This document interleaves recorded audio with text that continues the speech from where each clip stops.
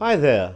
This trap in the Italian is named after the highest rated GM who executed it, at least in my database.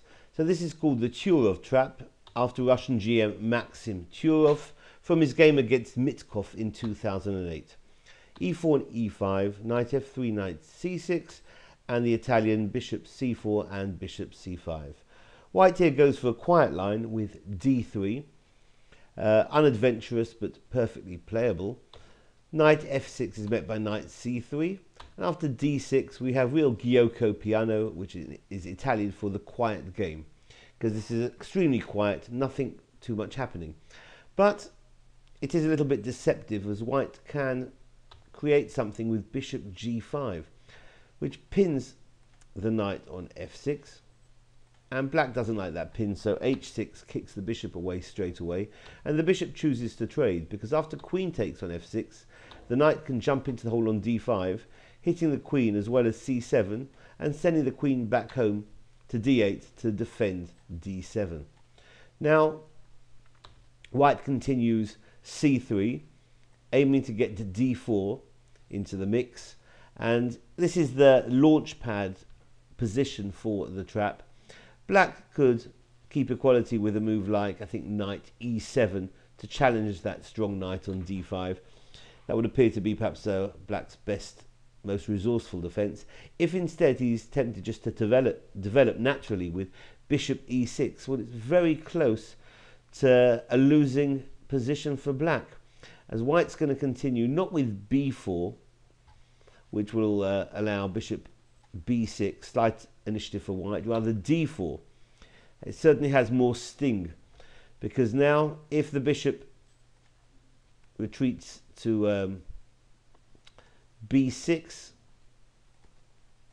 then white's going to trade on b6 and then fork the knight and the bishop. So if pawn takes on d4, e takes d4, and c takes on d4, bishop b6. What happens if bishop b4 in this position? Well, if bishop b4, then knight takes on b4. Knight takes isn't going to be too good for black, because white's going to be winning after queen to a4 check, and that's going to pick up the knight, and if the knight backs off, then d5 is winning material here for white. And if instead of knight takes on b4, black were to try bishop takes on c4, then white's going to have a big advantage, not winning, but knight takes on c6 with b takes c6, and queen c2 is hitting the bishop as well as c6, and that's fantastic for white. So again, going back, once d4 comes in, e takes d4, c takes on d4, bishop b6. Let's have a look at bishop takes on d5 in this position. That's going to be met by e takes on d5.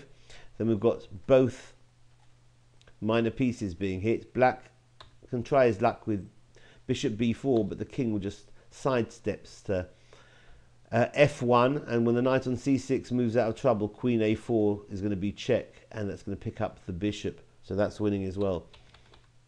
Again, going back, so after c takes d4, bishop b6, white's going to win with knight takes on b6, because now if a takes on b6, d5 hits both minor pieces. Black can try knight a5, which is hitting the bishop, but white's going to play bishop d3, dropping the bishop back, leaving the bishop on e6 under fire. So when that moves, say, to g4, white's always got this move b4 in, and finally wins a piece with a winning advantage. So this has been called the Turov trap in the Italian. Thanks for watching. Bye-bye.